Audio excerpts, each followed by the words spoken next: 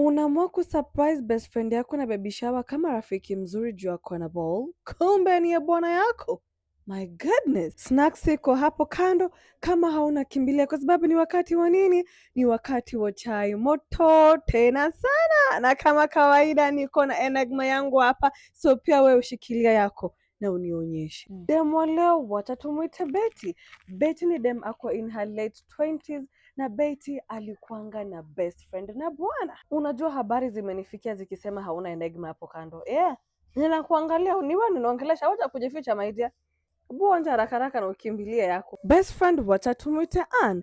Ann na Betty walijuania campus. First year tu vile walijoin wakaanza kuongeleshana hadi hostel, walikuwa in the same hostel. Wangefanya kila kitu pamoja, wangeenda out pamoja, wana share every secret, wakakuwa 5 and 6. Ama dems wote ni mabombe na walikuwa warembo kupindukia. Yaani tu walikuwa wanavunja tu shingo campus nzima.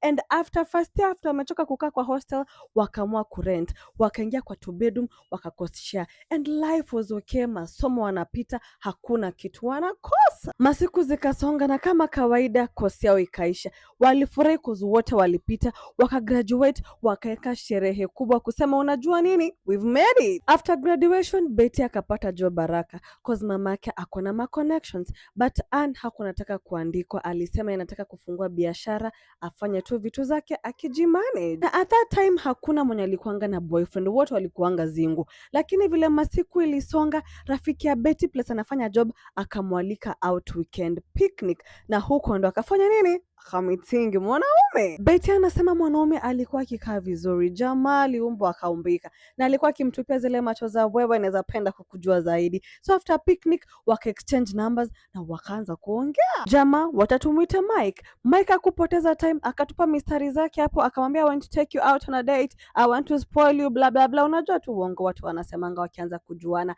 and within a short time wakaanza kudate. Na kama kawaida dem akipata chali anapelekanga chai wapi? Kwa best friend yake. So Betty akaenda kwa Ann, akamwambia kila kitu. Ann akafurahi, wakaanza mpaka kuenda mahali wanabeba Ann anakuwa +1, wakajuana hivyo wote watatu. 1 year kupita, Betty na Mike wakafanya harusi, mpaka Ann akasimamia hapo kama best maid hapo, anatupa maua na watu wote wakafurahia. Lakini kikulacho kinguoni mwako, after 3 months Ann akakuja akaambia Betty ako na ball. Betty akashangaa, na hujawahi kuwa na boyfriend, ball ni ya nani? Ndo Ann akamwambia ni ya jamaa fulani, tunaongea tu, amesafiri but akikuja nitakuonyesha. Betty akamfurahia kama rafiki mzuri, akasema ni sawa. Na siku zikasonga, tumbo ya Ann ikaanza kuwa kubwa, mpaka Betty anamuuliza huyu mwanaume ni mgani, hata sijawahi muona. Ann tu anasema tu unajua mpaka tulikosana hadi ninaogopa kuwa single mother. Lakini Betty akamwambia wewe usijali, mimi si ni rafiki yako, nitakushikilia mpaka wakati utazaa na hadi after. Betty anasema alijituma ungedhani mimba ni yake, akaanza kuangalia hosiponye mtu anaweza zaliwa,